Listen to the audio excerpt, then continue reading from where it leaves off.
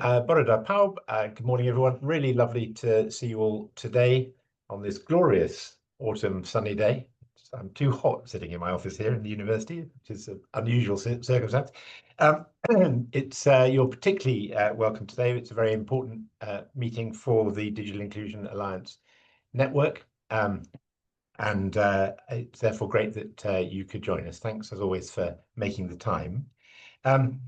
We're having it's a kind of slightly reflective meeting today. So we're going to take the opportunity to look back a little bit of what we've achieved as an alliance over the last 5 years, and then to look forward as well to the next phase of digital inclusion in Wales.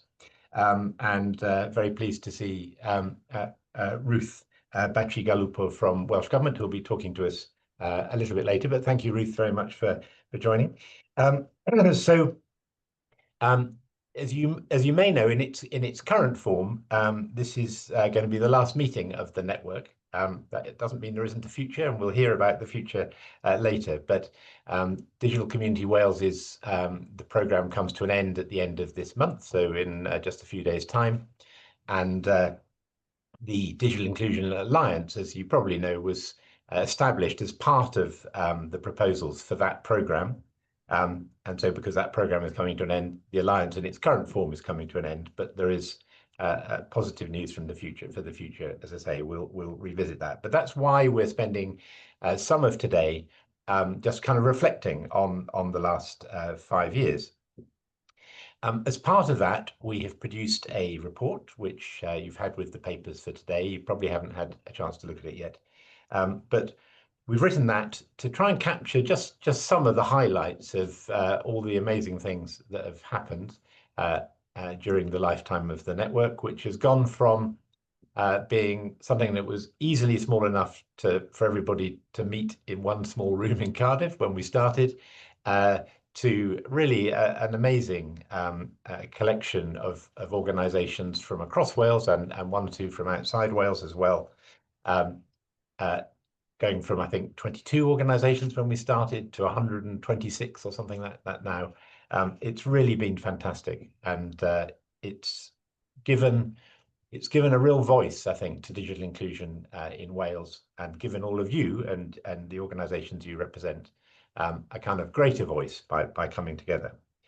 So we've sent the report out. We'd be delighted if you would share it widely, share it with your own teams, of course, and with your own organisations, but also with your own network of colleagues to celebrate the work that's been done and that you have all been such an important part of. So what we're going to do, the first phase of the first half of the meeting, is to hear from some of our members about the things that they would like to celebrate. And we've decided to break it up into the 5 priority areas that we set ourselves a while ago. And we're going to start, therefore, in a moment with Sarah Woolat. And she's going to talk about priority 1, which is this idea that we need to embed digital inclusion across all sectors in Wales.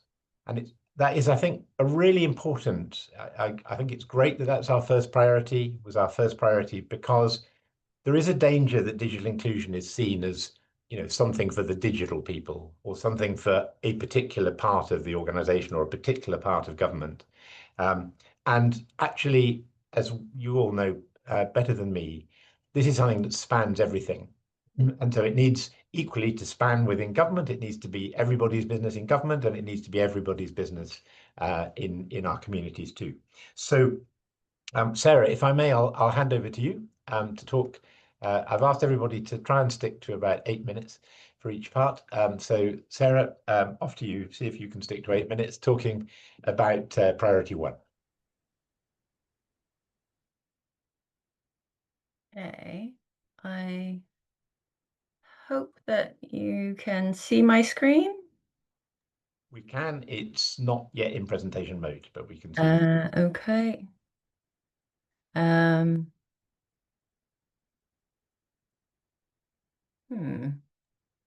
the top of the screen, there's a little. There we go. How's that?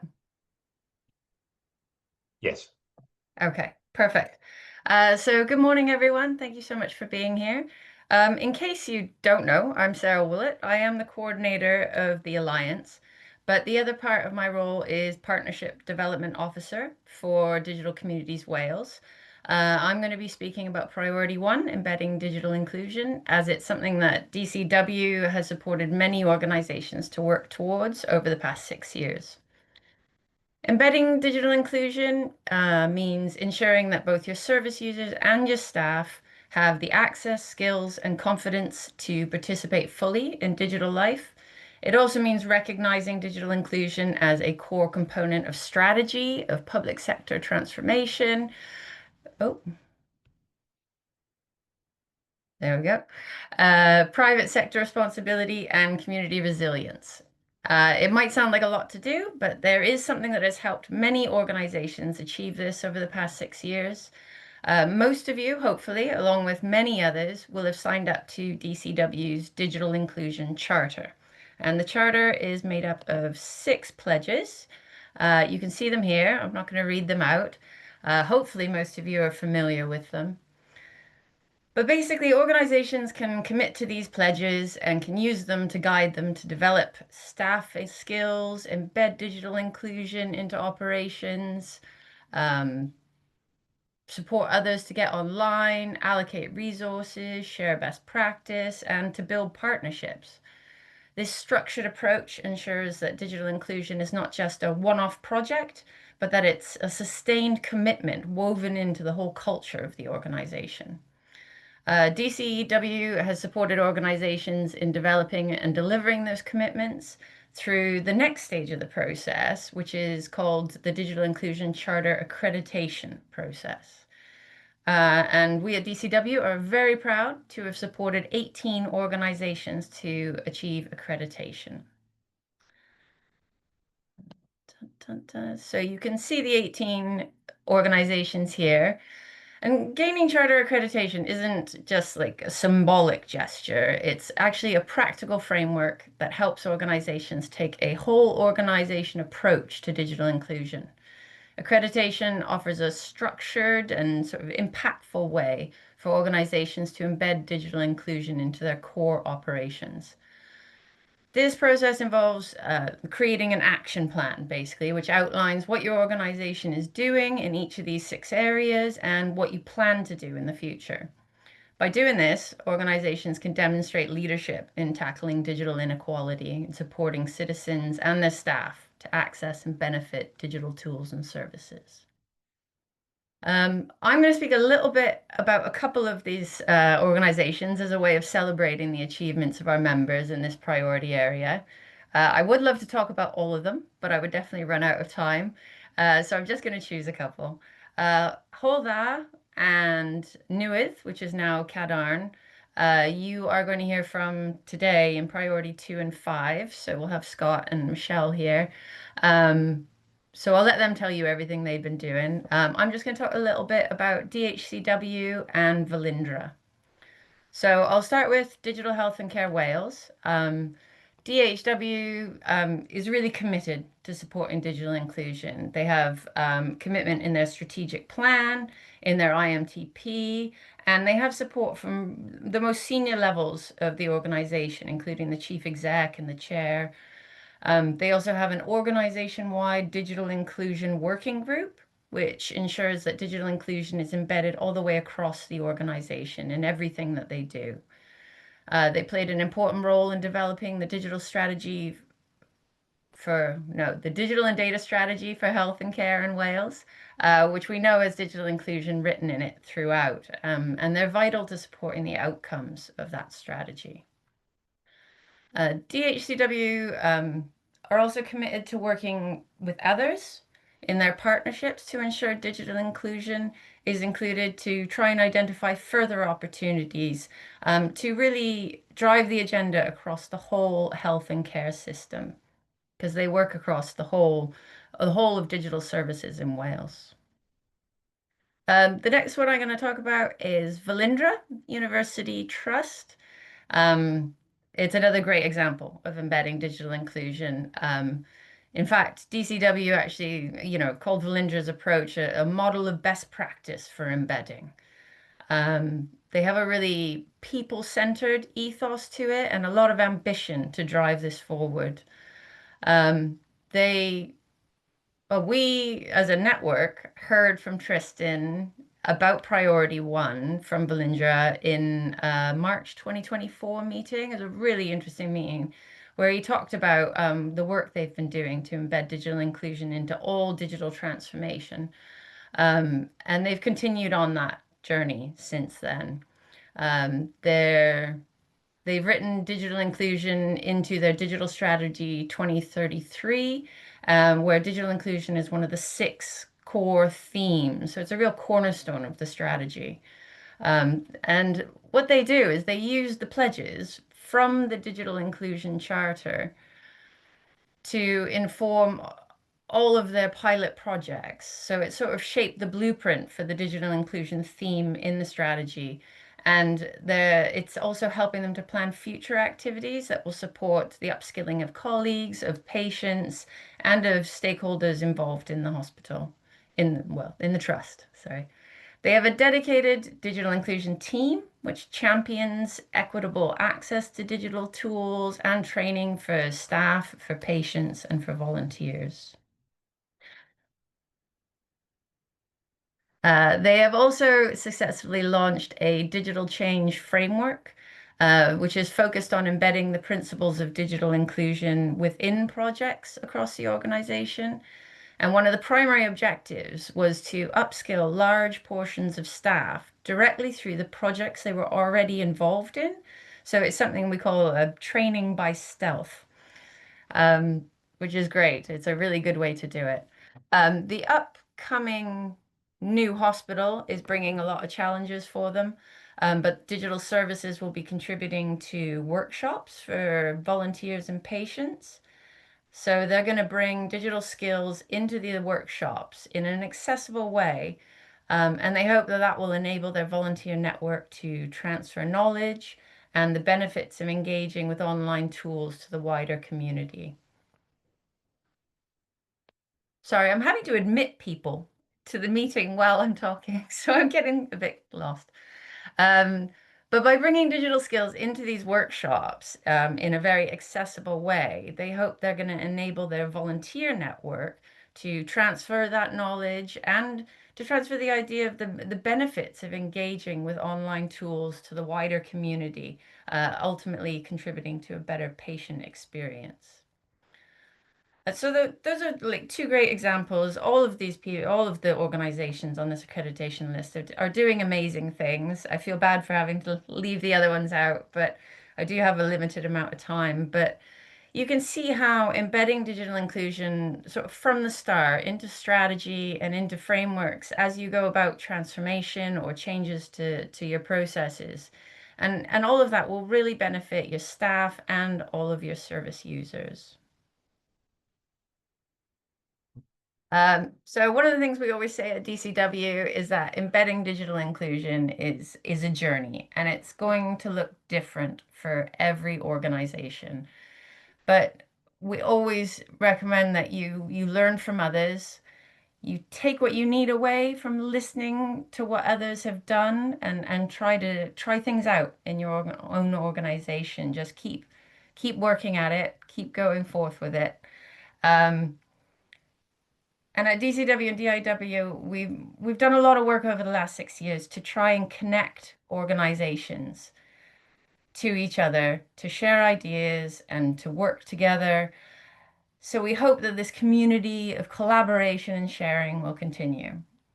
And even though DCW is coming to an end, the Charter's 6 pledges will remain a really valuable tool. Organizations are encouraged to continue using digital inclusion principles as a framework for their own digital inclusion journeys. By creating sort of tailored action plans that ensure digital inclusion is built into your projects and programs and strategies, you can maintain that momentum and ensure that digital inclusion remains a sort of core part of your mission. Sarah, thank you very much indeed. That was a brilliant way to start us off on our reflection. And you've teed up our next talk very nicely. So priority 2 is about mainstreaming digital inclusion in health and social care.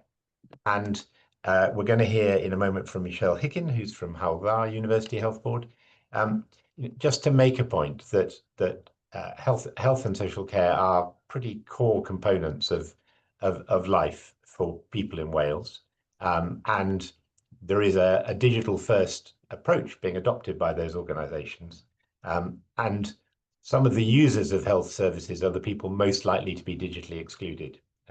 There's almost a perfect overlap between people who are digitally excluded and people who are big users of the health service. So it's particularly important, which is why we had a priority area focusing just on that one sector. And Michelle, we're looking forward to hearing from you. Nice to see you.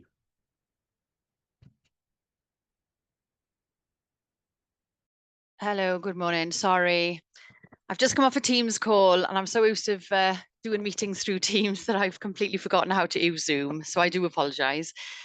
So I thank you so much for allowing me to come this morning to kind of give a little bit of a celebratory overview of our journey as a health board. Rightly so, as you were saying, Hamish, kind of organisations, especially healthcare, are being pushed to become digitally by default and digital first. And I'd like to just reiterate that in Hywel Dda, we do still continue to focus on allowing our patients the options and choices to engage with us, but the kind of things are moving really quickly, and unfortunately, in the next couple of years, digital is going to be potentially by default, but we need to make sure that our workforce and our population move towards being digitally ready and able to kind of adapt and adopt these new ways of working. So I did start putting a presentation together, but I think what I'll do, because I know that I only have 8 minutes, that I will fly through and just kind of give you a little bit of information about us. So basically our journey began in 2023, and we set out with a very bold ambition to ensure digital inclusion wasn't just a project, that it became part of our DNA across our health board in West Wales. So what we did is we came up with a 8-pillar programme that focuses on really ensuring that our population and our workforce are digitally enabled and confident. So basically in 2020, as I was part of Digital Communities Wales, I started in DCW. And I'm very grateful that they have supported me to kind of get to the point that we are at today in Hywel Dda. But we, at that point, as an advisor, we identified with the health board that there was a need for a programme. Sort of in 2021, the health board, so the digital director and the head of digital innovation transformation, took a board paper to the executive board, basically requesting that we considered, or that they considered, developing a digital inclusion programme to support the digital innovation transformation changes required. In 2021, we kind of worked with the health board, and we supported them to kind of sign the digital inclusion charter for Wales. And then in 2022, I was really fortunate to get the position as the digital inclusion manager within the health board. And since 2022, I've been working kind of passionately to ensure that we find every way possible to embed digital inclusion into our strategies, into the way that we work operationally, etc. So I'll just give you a little bit of an overview, some kind of really exciting stuff that we've come up with. So obviously in 2022, then when I became manager in the health board, we then accredited to the charter, which was kind of our first real, kind of celebratory moment of, like, we felt like we were the first health board to take this approach. We were the first health board to have a digital inclusion manager, and progressing into developing a further team. So in 2023, we did an official digital inclusion launch, and after after that, we developed our regional steering group, which continues today and is becoming stronger and stronger. We have approximately 36 members across all 3 counties from all different sectors, kind of as part of our steering group. We meet regularly and we share information. We work collaboratively together. And then in March 2023, I was able to get a little bit of funding to be able to expand the team. And today we have now gone from just me to 3 of us. We have 2 digital inclusion advisors, which are now supporting the work across the 3 counties. And in 2023, in May 2023, we officially launched our digital inclusion support service within the health board, so internal to support our workforce. So our kind of movement has been quite quickly, it's been quite bold, but it has shown that we can mainstream digital inclusion in health and care.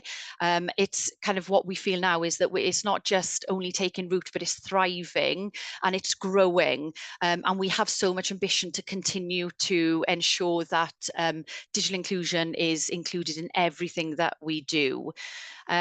So, for example, we obviously go out and we support our workforce, but from this year onwards, I was tasked with another ambitious strategic approach to look at how we could get to a point where we understand exactly the digital readiness of our whole health board. So we have some very large, substantial projects digital projects being rolled out. So our service that we were providing, where people could self-refer to us, pick up support, access, kind of training, etc., had got to the point where we were like, well, we're not actually targeting them enough. We're allowing people to have that opportunity to come to us, but now we need to go and find them and work with them.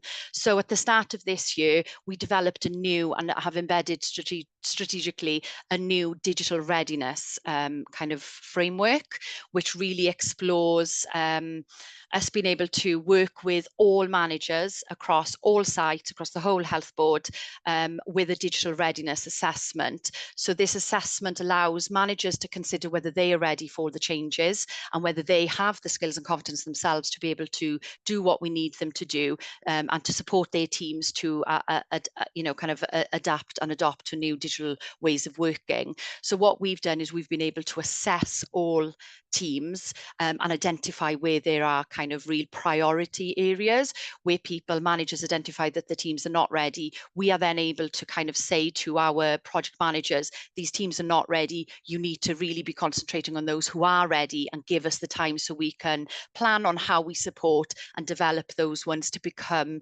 in a position where they are ready. So other work that we're working on as well is to kind of embed it into our PADR system, our appraisal. What we want is that digital inclusion, the conversations around digital skills and capability is just the norm. You know, we don't expect everyone to be experts, but what we want to be able to achieve is that people feel confident to say, I'm not really sure about that. Can you support me? And come forward and not feel that if they admit that they don't have skills or they lack confidence, that they may potentially go down a capability route of, can you do your job, and be questioned around those. So there are so many insecurities that people feel around digital inclusion, and we're trying to address that and normalize that conversation. So we have moved from being a reactive support to a more proactive planning, and ensuring digital readiness is built into the foundation of everything we do around our new projects, etc. So what we have also done is every project that is now kind of obviously scoped out goes through the business, business planning. Digital inclusion is consistently a key area within that. So we're always part of the planning for all new digital projects.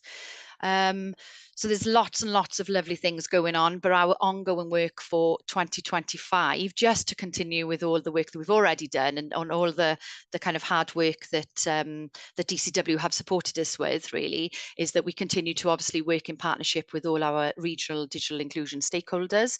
We have been successful in gaining Welsh Government funding to run a digital divide research project in West Wales, which also will kind of be able to highlight kind of in our areas where our priorities need to be, and how we as a collaborative group then kind of fill those gaps and develop the support needs within those areas that have been identified as kind of really needing further support. We're obviously incorporating and normalising the digital skills conversation, like I just said, and also we continue to support all of our current projects and support those referrals that continue coming to us, and pushing out digital inclusion. So my final note really is kind of together what we have realised is through that collaboration and compassion, we can build a really digitally inclusive future. And our focus really is to ensure that every person has the opportunity to thrive and kind of be connected in our health and care system. So I think I'm hoping that has kind of given you a little bit of an overview, but there's some really amazing work, and I'd like to thank everybody at DCW and in the DIAW, because without your support, we would never be where we are today. Thank you so much. Michelle, thank you. No, that's just fantastic. And, you know, a real, I think, praise to the Health Board for making this a priority and for investing in it in the way that they have. That's something I would hope that other health boards might want to emulate. But just brilliant. And I think what you've managed to convey for us is just the importance of making it just a core business, as you say, not just a project, not just there's somebody over there who does digital inclusion. And I think the way you've done that is remarkable. And I'll contact you afterwards, but to know how you're connecting with the, you know, as some people may know, Hywel Dda have just invested substantially in a major digital transformation program over the next 10 years. And it would be really important to make sure you're connected to that, but I'll follow that up with you. So Michelle, brilliant. Thank you. Absolutely brilliant. And if we get the rest of health and care doing as much as you've all done, we'll be in a good place. So one of the challenges that we know that is a barrier for digital inclusion is the cost of data poverty, and that is a real issue. It's a real issue in Wales, real issue everywhere. But it's there are good data on people turning off or reducing their broadband subscriptions, for example, because of the cost of data. So I'm really pleased that we're going to have a colleague from the Good Things Foundation speak to us next about that, Hilary Nugent.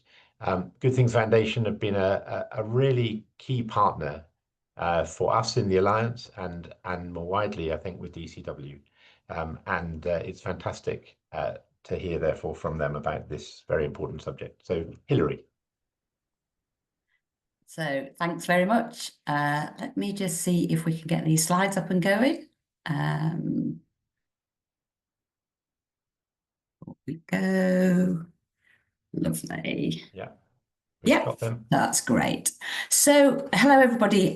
For those of you in the room that I haven't met, my name's Hilary and I am a Community Partnerships Manager at Good Things, but I have also been the project manager on the DCW project, working very closely with the Cwmpas colleagues for about 4 or 5 years now. So as Hamish said, I wanted to come and talk to you a little bit about the work around data poverty. And as Hamish said, it is still a huge issue for people in Wales and as well as people across the country. So firstly, to celebrate, I think, the National Data Bank, which sort of came about during COVID, but has grown rapidly since then, is something we're very proud of, and also something that I think has been really well taken up in Wales, especially over the last maybe year and a half. When I put together our final reporting for DCW a week or so ago, I was looking at the figures, and we now have 195 organisations across Wales that are giving out data regularly to their clients and the people they support. And we've sent those organisations nearly 26,000 SIM cards or vouchers to distribute that data. And I just think that is a huge achievement for organisations in Wales, but also unfortunately a reflection of what the need is out there. I am sure there are many of you in the room that are familiar with the data bank, but in case anybody isn't, because I never like to miss up an opportunity to talk about the data bank, the way that it works is you need to be a member of the National Digital Inclusion Network, but once you are, you can apply to join the data bank at any time. We review those applications about once a month, so it shouldn't take much more than sort of 6-7 weeks from an application to you receiving your first data. The data comes from 3 major telco providers, VMO2, Vodafone and 3. And we try not to be too prescriptive to organisations about who that data goes to. From our point of view, it is absolutely your knowledge and your clients on the ground that you are dealing with. So we have to say the data has to go to people that are over 18 for sort of safeguarding issues, but it's really only about is it somebody on a low income? Is it somebody who has no access to data? Or is it just someone that has insufficient access to the internet for what they need to do or what their household needs to do? So if anybody in the room is not a member of the data bank, please get in touch and let's get you set up so you can distribute data to the wider organisation. But from our point of view, although, as you can probably see, I'm very proud of the data bank, but it's very much a bolt-on solution, and it's very much an emergency response, if you like. So many people in the room will be dealing with people on a day-to-day basis who need that access to data, and they need it now. But we feel as an organisation that there are many other and probably much more sustainable ways in which accessibility can be tackled. We feel that it should absolutely be a shared responsibility across government, industry, local authorities, charities, to find long-term solutions to data poverty. So I just wanted to talk very, very quickly about our latest report from the Data Poverty Lab, which begins to look at how we could shape connectivity in the future. So having celebrated what we've done so far, this is about maybe taking those next steps and looking at what we could be doing in the future. The report, without going into too much detail, the report looks at 4 different innovation areas. Social tariffs, donated mobile data, things like the data bank, place-based free Wi-Fi, and zero-rated data. And this was a new one to me, so I'm just going to explain it to the room, even though many of you probably understand this, but it's where people can access apps or websites, but the data that they use to access that particular website, for example, does not then count against their data allowance, which is something really innovative from my point of view. But these are the 4 areas that we've been looking at. And what we did is we looked at these 4 areas. We looked at some of the amazing stuff that's already happening. So although, for example, I've talked about the data bank, but Jangala are doing some amazing work in terms of accessibility. Rochdale local authority now have a shared internet access that you can access. So what we did was we looked at these 4 areas, we looked at what was being done now, and then we asked how we could improve that work, how we could develop that work that so many innovators are doing. And we looked at it from a lived experience perspective. And the outcome of that was to ask some really big questions, if you like. So, you know, what if we could set up a new public domain, which was created with no data charges at all, so that people using it could, say, access public services or access education online without having to use up the data? What if Ofcom could mandate a basic broadband package for everybody, rather than individual organisations going, oh, well, you can access our broadband for this. What if actually we could mandate right across to say all the data telecom providers should be providing a specific package? Or could people access a joined up free network with just one login? So some much bigger questions, if you like, but also some really, really interesting questions.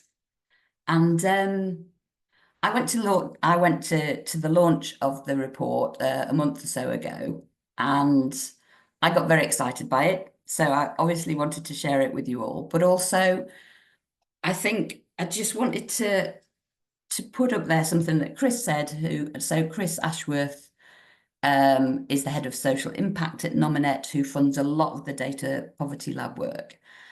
And I think his view that data poverty needed a collective willingness to work on it. It needs bold thinking, it needs collaboration. And we really need to start reimagining how we distribute connectivity across our countries. And I just think this report is a very first step towards that. It's this is working, here's some new ideas. How can we really push this along so that everybody has access to the internet without it being an issue around data and the cost of data? So thanks for listening. I've asked Sarah to send out the slides so you can find the link to the report. You can watch the launch event if you want. And also, if anybody's more interested in the work of the Data Poverty Lab generally, Hannah at Good Things is our advocacy manager and is always excited and willing to talk more about data poverty. So please feel free to contact her as well. Thank you. Hilary, thank you so much. Again, really impactful. It's such a big challenge.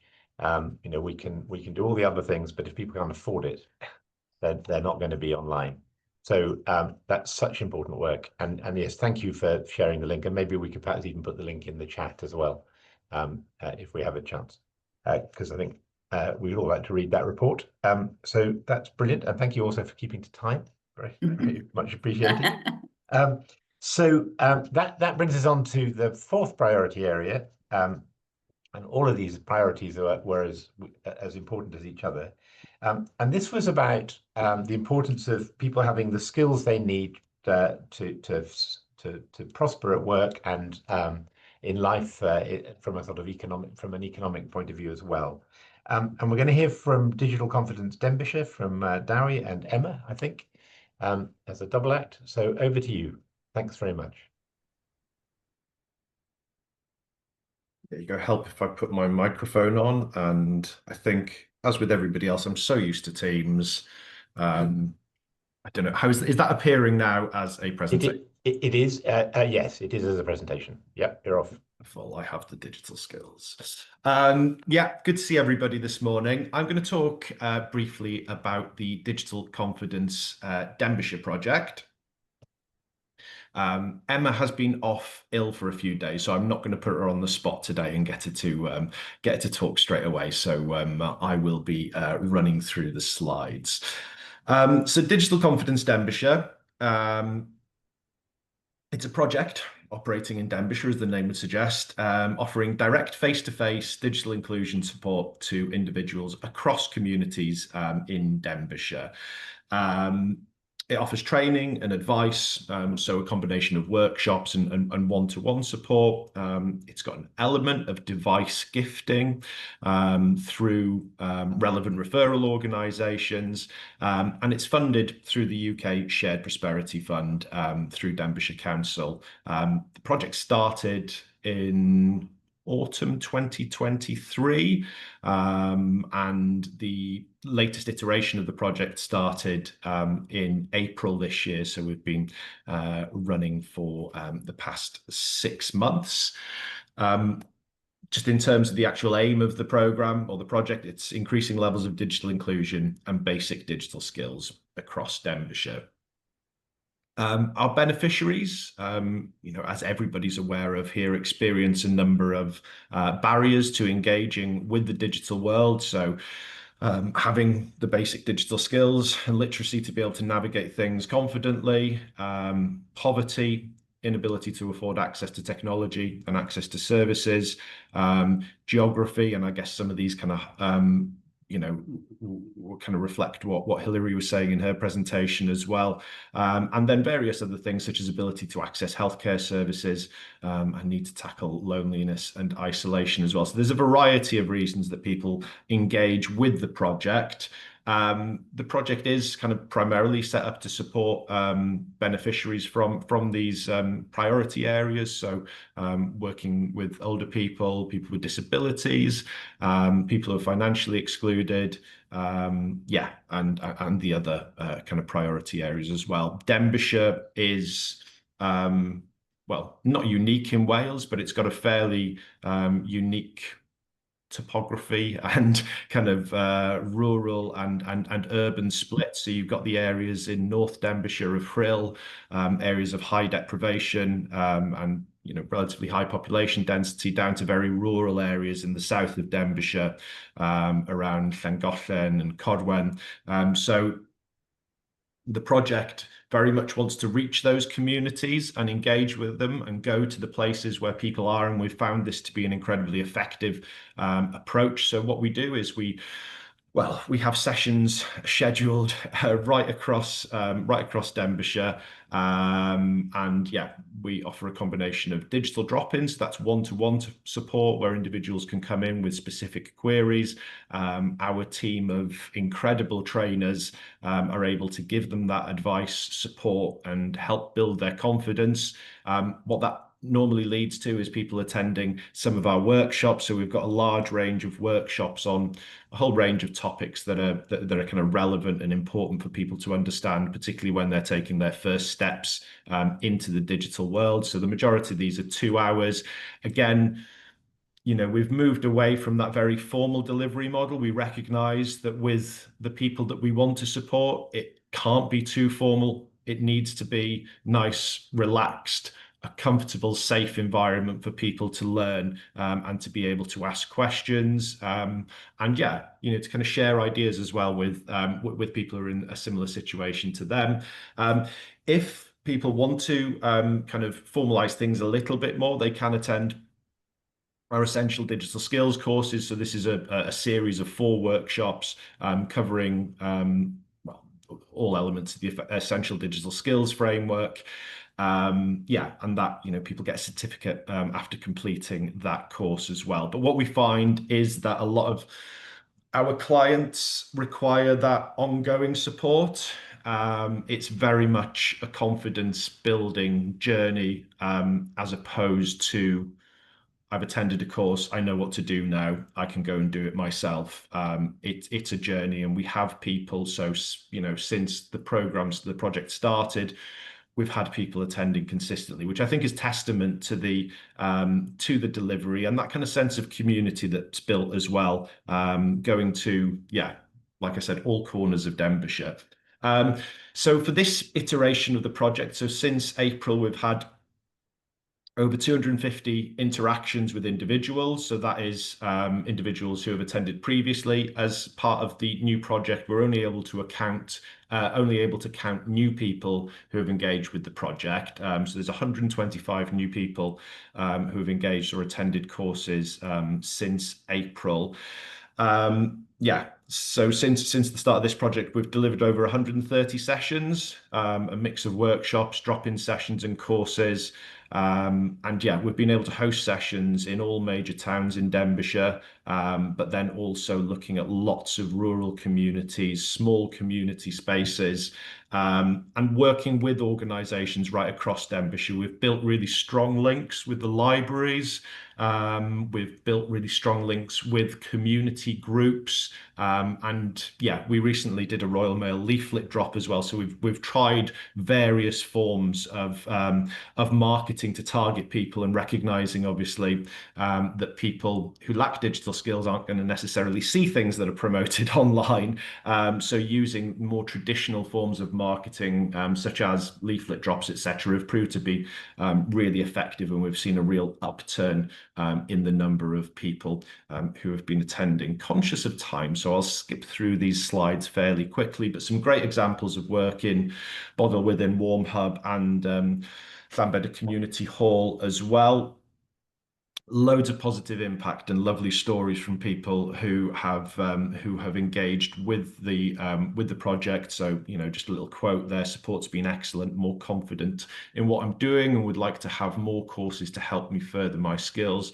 The way the course has been presented is brilliant. I look forward to more similar courses to improve and widen my skills. And a lot of the comments are along those lines. I'm going to see if I can play this, and you might want to give me a thumbs up if you can hear it. In the beginning, when I was a bit nervous of coming and joining the conversation, I thought, oh, well, I'm not going to get this. But Nia put me at ease immediately. I mean immediately. I was able to just throw myself in, listen to Nia, exactly what she said, make notes, and she gave me plenty of time. She didn't rush me at all.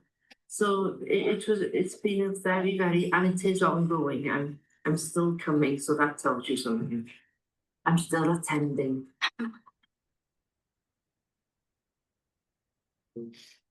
On the first session, we started with attaching photographs to emails. I could easily do one. I used to do one quite easily. But when it came to attaching 3 or 4, then I just didn't get it. So I got those done easily, and I'm using it, well, almost every day now, sending details out to people with my business. And then I was taught how to set up 2 new passwords for different accounts. This has helped me greatly. Don't delay, just get on Nia's list and get sitting by the table, and she will just give you all the time you need and move on every week. I've got different things now on my list that I need to do. We've looked at Instagram and Pinterest. We've touched Pinterest today. And that's going to be great.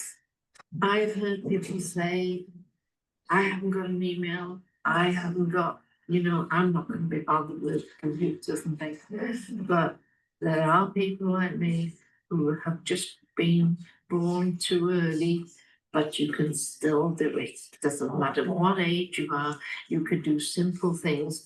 And today we've just touched on Canva as well, so I'm going to see how I get on with that. It is getting exciting, isn't it? Like a kid in a sweet shop.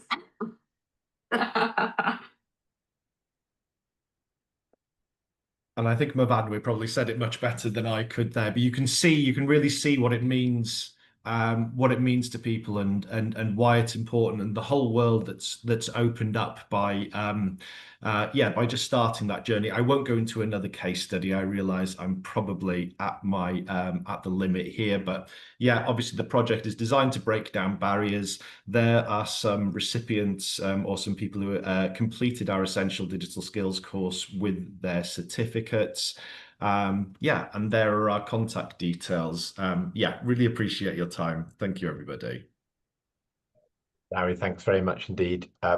Brilliant. Again, really nice and so lovely to hear from Mavadwe, and as you say, the just how it's changed her life, hasn't it, really, and also her business by the sound of it as well. So that's good. And as always, as you know, there are things for everybody to take from that presentation and think, well, maybe that's something we could try in the work we do.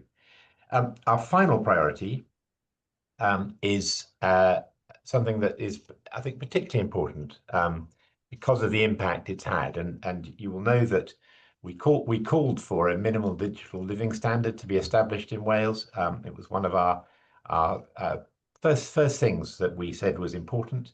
And that's been very exciting to see the way that's been taken up and to have had a chance to participate in the research that went with it as well. And we're going to hear from Scott Tandy from what is now called Cadarn Housing Association about how they're using it and the work you're doing, Scott. So thank you very much. Oh, that's all right. Hello, everyone. I'm Scott. Just 2 seconds while I share some slides. I didn't think you want to see my ugly mug for 8 minutes. So, is that okay for everyone? Yes. Brilliant. So I'll whiz through everything we've done. So we started by getting the basics right. So we've reviewed and amended our digital inclusion referral forms that we've previously had and added the MDLS data, so that's Annex B. We've developed an action plan to keep us on track and a bit of a progress tracker. All that's been approved by management and we're currently going through that. So to build on the awareness, we've launched an internal campaign on Viva Engage and email. And every Friday we share a post to promote some of the stuff we're going on. Very importantly, I believe, we've set up an MDLS Teams channel where all the housing associations of the pilots are all involved and collaborating together.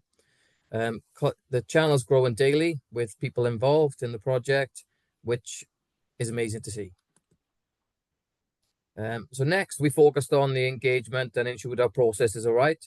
So we scheduled departmental meetings across Newydd and Cadwyn to raise awareness because some people didn't know me and Nia existed. So we created resources to help staff spot digital exclusion and signpost our support. On the data side then, we started working with IT. We applied for WCVA data surgery and engaged with University of South Wales to ensure that our monitoring and data is good. We move from planning to getting things done. So we tested something we've called a digital health check into the sign-in process. So when tenants first move into their homes, they complete this form with us for all new tenants. We've held lots and lots and lots of meetings with Cadwyn staff and other roles to just define and reaffirm the referral process into our support.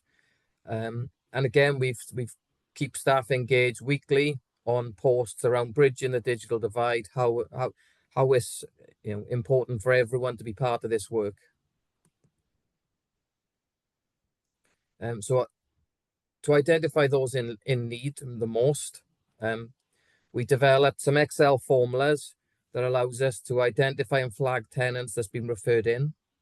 And then we complete the forms, which provides us with a potential MDLS list. So there'll be tenants that only needed basic support while others fall into the potential MDLS category.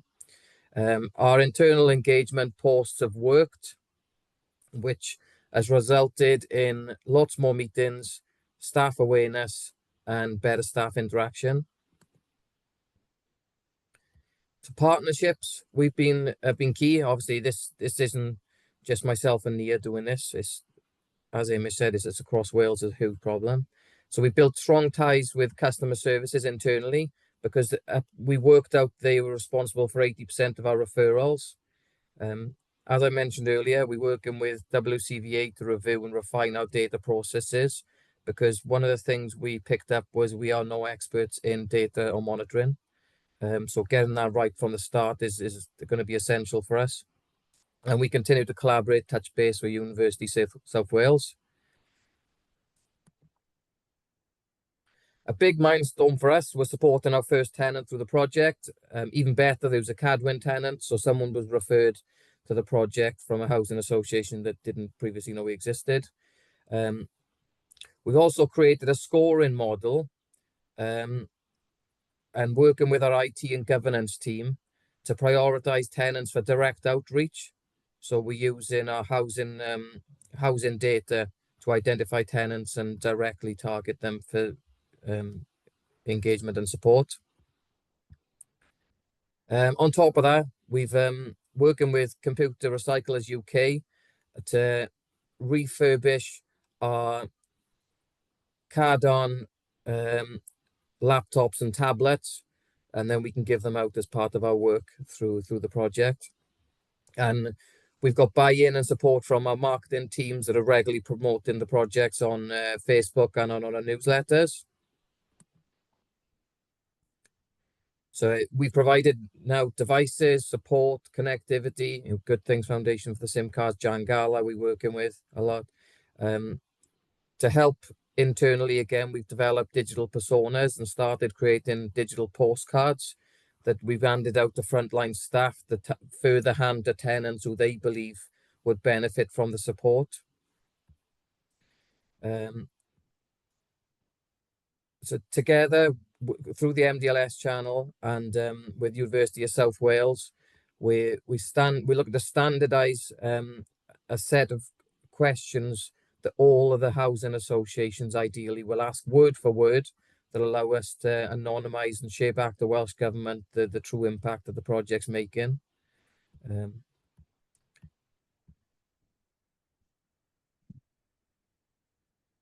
So a big thing for me was we were asked to present the MDLS in an all-staff meeting.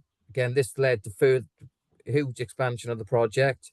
And now we are working with our supported housing teams to embed the MDLS work and the digital health checks into their new tenant forms. So what's the impact so far? Since July, we've had 126 referrals, 60 of them have completed the MDLS form, 27 tenants have been identified as potential MDLS referrals, and we've started to support them. We've built incredible engagement and support from Cadarn and Newydd, formed new partnerships with RNIB, WCVA, University of South Wales, Computer Recyclers UK. You cannot do this work on your own. So I believe we've moved from planning to full-blown action. And that's my presentation done. Fantastic, thank you. That's a great way to finish our presentations. Really, really lovely to see an idea, the minimum digital living standard, and a lot of science and research that went into that being translated into practice. And I think just picking up a little bit from Michelle's presentation and yours, Scott, it's just making it, isn't it? It's just embedding it into your processes so that you're picking up, in your case, people who fall below the MDLS. And then that being the trigger to the activities and support you can provide. So really elegant work and fantastic. So thank you so much.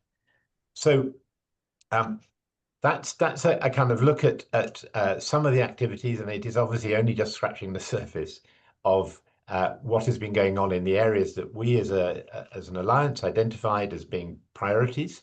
Amongst all the other things that you could do in digital inclusion, those we felt were the 5 key areas to focus on, and there has just been so much work in all of them over the last 5 years, and as I say, that was just a kind of flavor of it, but what great examples they are. And I hope it really demonstrates the role the Alliance has played to kind of bring people together, to offer support, mutual support, create connections, share learning, share advice, and just generally provide a kind of a place for you all to come together and share. And I think you've demonstrated that so nicely in those presentations. So thank you to all of you. So that gives us that amazingly we're on time too, which is thank you very much. So what we're going to do now is that if you like is the what we've done, and we're now going to hear from colleagues in Welsh Government about the new programme for digital inclusion in Wales, and kind of what that means for all the organisations that are part of the network now, and how you might work together with colleagues in Welsh Government in the future. So with that, I'm going to hand over to Ruth Baci-Galupo. She's head of Financial and Digital Inclusion branch in Welsh Government and has been leading the work on the new programme. and the procurement of it, and to give us what you can do. It's all pretty hot off the press, so I know there's only so much you can say, Ruth, but we're really looking forward to hearing from you. Thanks very much. Thanks, Hamish. I'm trying to share my screen, but I'm not. The system isn't letting me. So I have a presentation that I can share later, but I'm very happy to just sort of talk my way through it.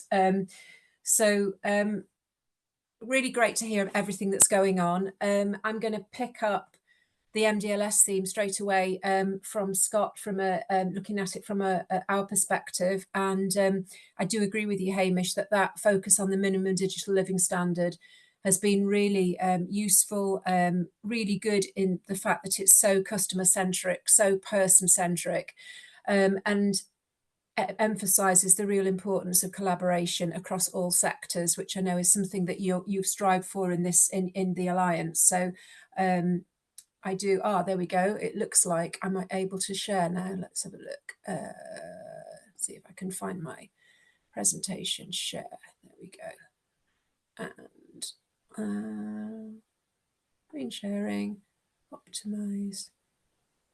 Is that, can you see that? We can see, but not yet in presentation mode. So if you go into slideshow. Do I optimize? I'm sorry, I don't normally use no. If you, this is it's a PowerPoint issue. So if you just go into the okay, cool, thank you, and do slideshow. Slideshow, perfect. No, from the beginning. Okay. How about that? Brilliant, perfect. Fantastic. Okay, thanks very much, everyone. So I'm going to run through what we're doing at the moment, and then obviously importantly come on to the future. So hopefully it'll mirror the agenda of the meeting. So most of you will be aware that Jane Hutt, the Cabinet Secretary for Culture and Social Justice, is our main lead, Cabinet Secretary lead. We work really, really closely with the Economy Secretary, who is Rebecca Evans too, and Rebecca Evans still has responsibility for the Digital Inclusion Programme and the strategy, of which digital inclusion is mission 2. So we've got we start off with a very cross-government focus. And I know some of you were saying before the importance of working across government, and I really agree with that. And we do an awful lot of work that probably isn't seen externally, with working with groups of people across Welsh Government in terms of what they're delivering and embedding digital inclusion and now minimum digital living standard in that work. So I can, really reassure you that that work is going on internally. From a measurement perspective, we're also using MDLS. So up until now, we've had quite a basic measure for digital inclusion in Wales, which is personal use of the internet. We're really aware that that's not sort of fit for purpose now. So although we got some figures which seem encouraging, in that the percentage of people who don't use the internet personally has dropped from 7% to 4%, we're also aware there are some caveats around that data. So it's a small sample size, and I think it's not such a good metric now. So it's something that we're continuing to work on. And as it says on the bottom of that slide, we're really committed to leave no one behind. And I was really interested, Dewi, when you were talking about mail drops, because I think the thing for us is we have to have digital routes, but we have to have non-digital routes too that are accessible. So that's a key aspect to our work that carries on. So to reiterate, we're moving away from that personal use of the internet to something that's much more reflective of MDLS. So appropriate devices, connectivity, basic digital skills and safety online is really, really important to measure as we go forward. And this is a complicated field for government, because a lot of the infrastructure and telecommunications aspect of this is actually owned by UK government. So Welsh Government can work on digital inclusion, but we also have to liaise really closely with UK government to make significant change. And that's something that we are doing regularly. This is just giving you an idea of what MDLS is, but I know you already know this. So I'm going to zoom on through the slides because I don't want to take too long, but I do want to tell you about what we've been busy doing this year. So we've been busy doing a lot of Welsh Government pilots on MDLS. And we're currently piloting a number of different projects. So we've got 10 projects with social housing associations, 2 projects with Gypsy, Roma and Traveller organisations, and also we're about to commission some projects through an older people's pilot. So we really are expanding our knowledge of the minimum digital living standard with lots of different household types this year. This is all annual funding that we are, so we're taking it forward, and we'll use it to evaluate at the end of the year and find out what we've learned about MDLS in March, and we'll share all that with you. Here are some of the social housing pilots that have been approved for this year. I'm going to share this presentation, so I'm not going to dwell on this slide, but it's great that we've got 10 approved projects. And I want to give you a little bit of feedback from a couple of the groups as well, because it really highlights the link between digital exclusion and all sorts of other barriers, which include health barriers that I know is something this group has looked at in particular detail. So ATEB have already noticed a really large proportion of the people that they're working with on MDLS are also experiencing mental health issues, and they feel that the knock-on benefits of the MDLS conversations that they're having has had a really positive impact on well-being, and it's really helped people to start to feel that they're more connected and to be able to connect in a reliable and a safe way. So that's already something that's being noticed. And the Cadarn Housing Group has also focused on planning and internal communication. So what they're doing kind of echoes what Scott was saying about engaging with people across the Housing Association that might not necessarily be aware of this work, and really working to embed that work. So it's really great to have those early indications of the project successes. In terms of the other pilots that we've done, we reached out to Age Alliance Wales, and which is a collective of 26 organisations, and sought projects to come forward to deliver this year on MDLS. And the aim of the project is outlined there. It's basically, we want to deepen our knowledge of MDLS and embed the fact that we need to collaborate across sector. As we've all said, it's not just a government business, it's for everybody to collaborate, public and private sector, voluntary, community, at all levels of society. And this is something that we're trying to work with as a really key aspiration that we have. And I think I'm right in saying that Wales is really leading the way in this, in actually making MDLS an operational fact, rather than just thinking of it as an aspirational measure. So I'm really proud of that fact. And actually 2 of my team are down in the Digital Government Wales conference in, Digital Government UK conference in London today. So they're carrying on this conversation in government as well as working with people outside of government. We're working to ensure that we have case studies. So this isn't just about dry statistics, it's about actually demonstrating the benefits for people. Like the video that Dowie shared, you know, people are seeing really tangible benefits to their life from working with the minimum digital living standard. And we're also commissioning some additional research work linked to health inequalities. So you'll be pleased to know that, Hamish. And that will be, again, producing evidence at the end of this year. So by the end of 2025-26, have an awful lot more information on MDLS. So I want to wrap up there on MDLS, but very happy to answer any questions, and there'll be the email mailbox address at the end of the presentation that you can ask anything to. But I'm going to focus now on where we're going in the future with the procured programme and with the 3-year grant programme that we're doing.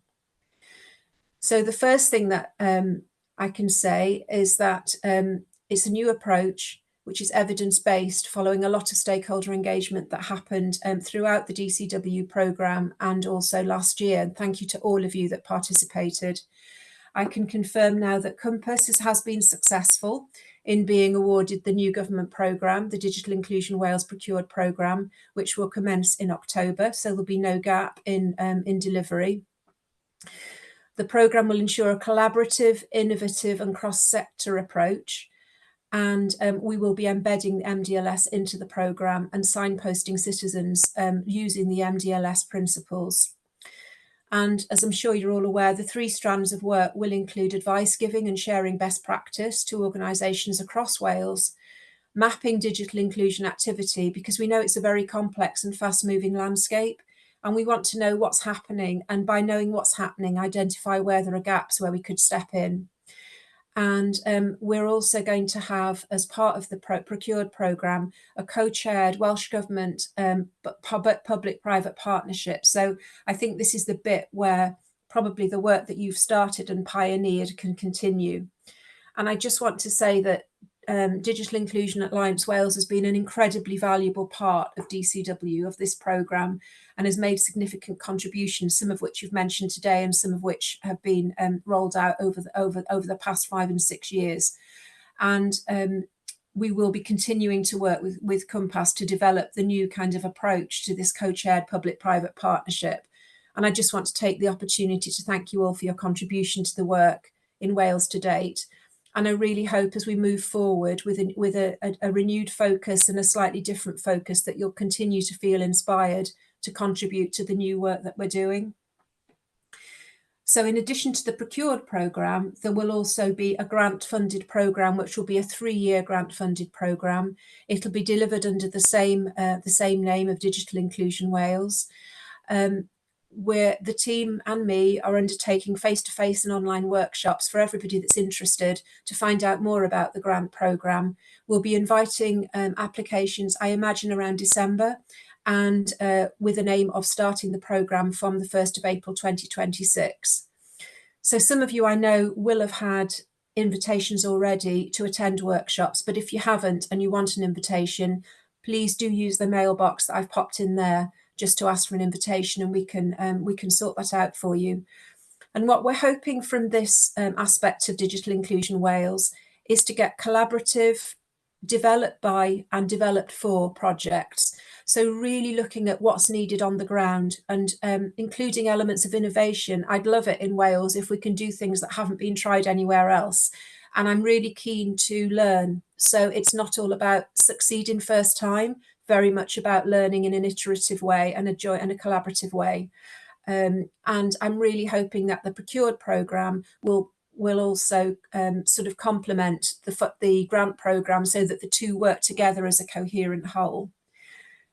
So I think that's probably close to time, so I'm going to stop sharing. I'm really happy to take any questions that you might have, and thank you for listening. Ruth, thank you so much. That was very helpful and very clear. And perhaps I could just start by commending Welsh Government for well, first of all, for supporting the Alliance with some of the funding that came through DCW. So we wouldn't have existed without that. And that translated in practice into Sarah, without whom we would have really struggled. The second, I think, is commending the investment in the MDLS. And finally, and perhaps most importantly, commending the fact that, as you say, you're taking that research and you're actually doing something with it.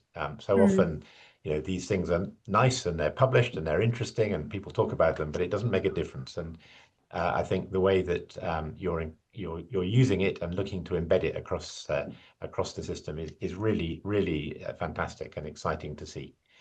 I don't know if people do have any questions, but if you do, it's probably easiest with so many people if you could just put your hand up, your digital hand up, which you do in Teams. How do you do it? Myself. Oh, under reactions. Yeah, under reactions. There's a thing for putting your hand up.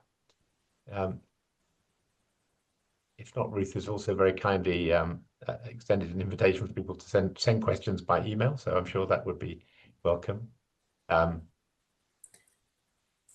All clear about that? I mean, obviously, I would join Ruth in really encouraging everybody who's on this call today to look at that grant programme and to be coming forward with exciting and innovative proposals to be considered, because that's exactly how organisations such as yours can be helped to get some of these things done and really tested out. So if there are, yeah, Ruth, sorry, yeah, I just wanted to answer Ashley. Ashley's put a note in the chat about the shared mailbox. So Ashley, 2 members of my team are in London at the moment, so I hope you'll hear back tomorrow. But if you don't, I'll say to them to make sure they look at your invitation and make sure that they reply to you as soon as possible. Yeah, and I'm sure, Ruth, you'd like everybody to try and come to one of the workshops so they can find out all about it. Yeah, and we're kind of taking the view that it's not just a one-way broadcast type workshop. What we want to do is it's going to be very interactive. We're wanting to get people to come with ideas, to test things out with us, to ask us questions. You know, the whole intention really is that by the time we get to inviting bids, people have got high quality, good ideas that they feel like they've been able to run by us and talk to us, and they've been able to understand what we want. I think collaboration is really key from the grant schemes. So yeah, it's not just come to listen, it's come to participate.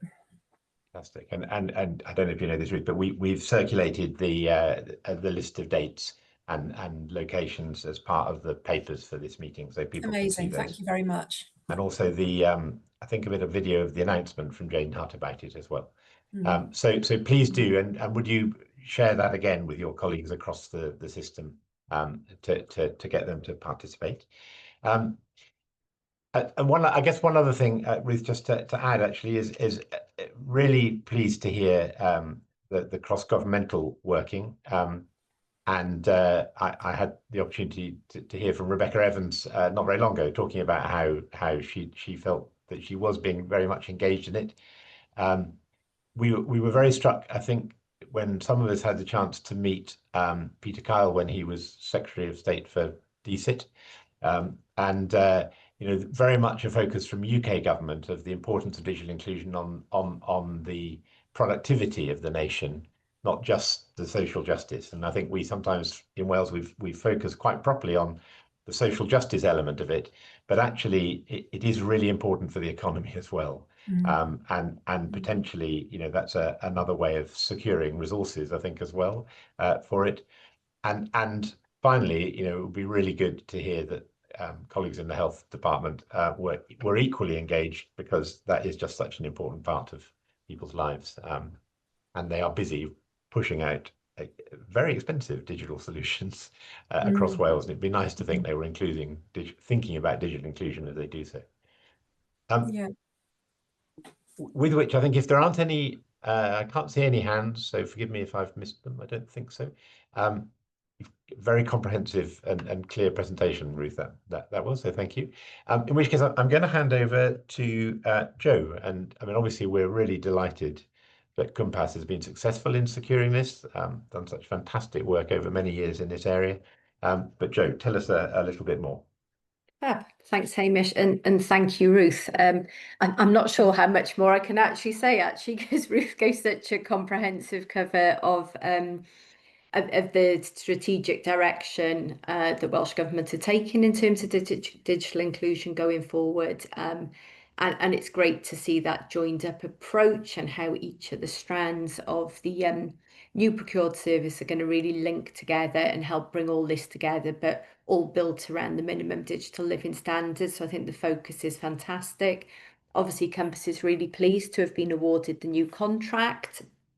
We're currently in the final phases of closing down the current DCW contract, which ends on the 30th of September, and then the 1st of October, the new contract starts. So we'll be kind of going through an implementation phase and inception phases. So there's not a lot of information I can give you at this point, other than the fact that we really want to continue working with all the organisations around the table that have been part of the network over the past 5 years, because without you, we can't do this. It's going to take all of us coming together to kind of achieve the aims and the results.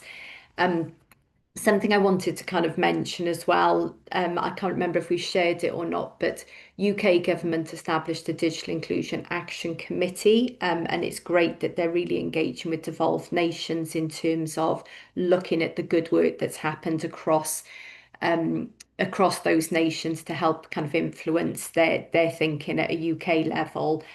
I applied to be as part of that action committee, and I was successful with my application. So I'm actually a co-chair of one of the 3 subcommittees as well, which is focused on localised delivery, which is great because it means I can represent Wales's voice, all of the work that we have done, all of the work we will do to ensure that that influences a wider UK approach to how we tackle digital inclusion now and in the future. So yeah, So, you know, kind of feeding into that, I think, is really, really important. Obviously, we're kind of working through what the new program's going to look like in terms of delivery on the ground, but the three strands that have been briefly touched on, there's going to be the National Advice Service, so working closely with organisations to really embed digital inclusion, but based around the minimum digital living standard. And great listening to some of the examples today, just how when you embed it, the difference it makes. And once people start to understand why they've got a role to play in it, how that starts to snowball, and then it's easier then for the rest of the organisation to get on board with it.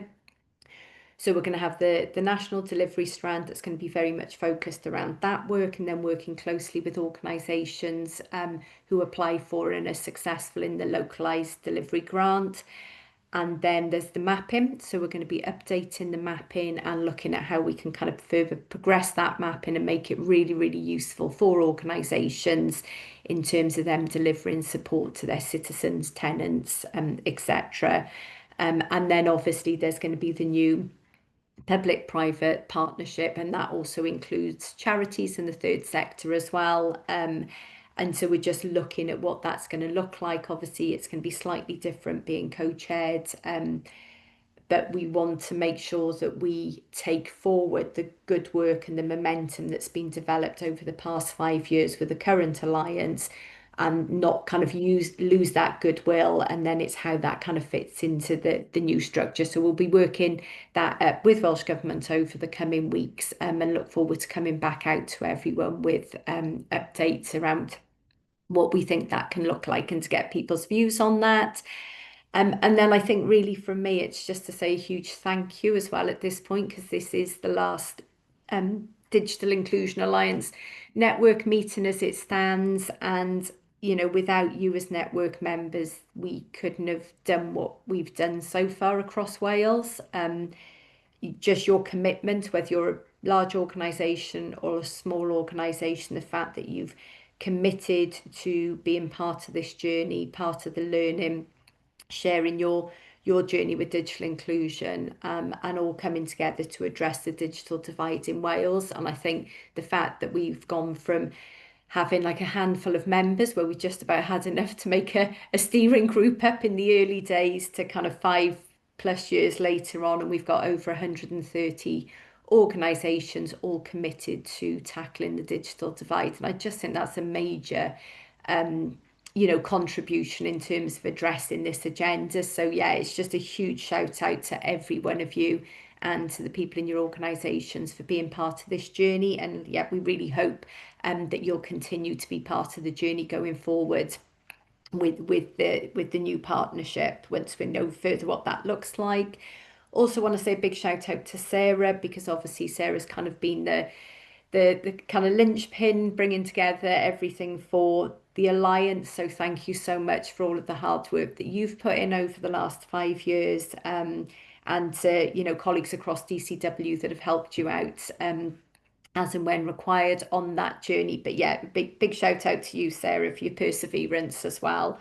And then the steering group, obviously to the steering group, you've been great in terms of helping to shape and focus this work over that period as well. Without you, we wouldn't have got to where we are today. And then for me, last but not least, a huge thank you to Hamish, our chair. You are the biggest advocate for digital inclusion across so many agendas, but health in all different kind of parts of health. And I think without you, we wouldn't have achieved, and the Alliance wouldn't be where it is today. Yeah, really, really appreciate you being a chair for the whole of that time as well. The continuity that you've provided has been fantastic, and it's been a pleasure to work with you. So yeah, a huge shout out and thank you so much.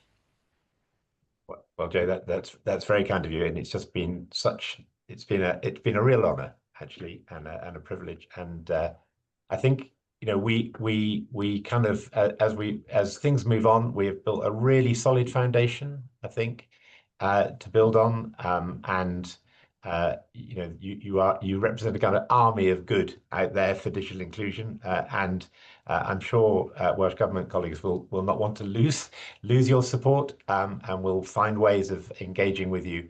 And you never know, maybe even calling it still the Digital Inclusion Alliance for Wales, which is a brand we've spent 5 years building, but we'll see what happens. So thank you very much. I'll just, you know, I'll just echo, I won't repeat it, but I'll echo all those thanks that Joe has already passed on. And perhaps just, you know, the steering group has been a really important support for me in trying to help lead the Alliance. And I wish you all fantastic, positive vibes for the future, and I'm going to be really keen to see how things go over the next 5 years. So thank you very much. We're going to finish the meeting on time, which is always a good thing. Good way for me to bow out, and you know, the best wishes to all of you. And I as always, I have learned lots from today's meeting, and I hope you have too, and we'll continue to share learning over the coming years. So thank you very much, everybody, and hope to be in touch with a few of you in the future. Thanks. Bye-bye.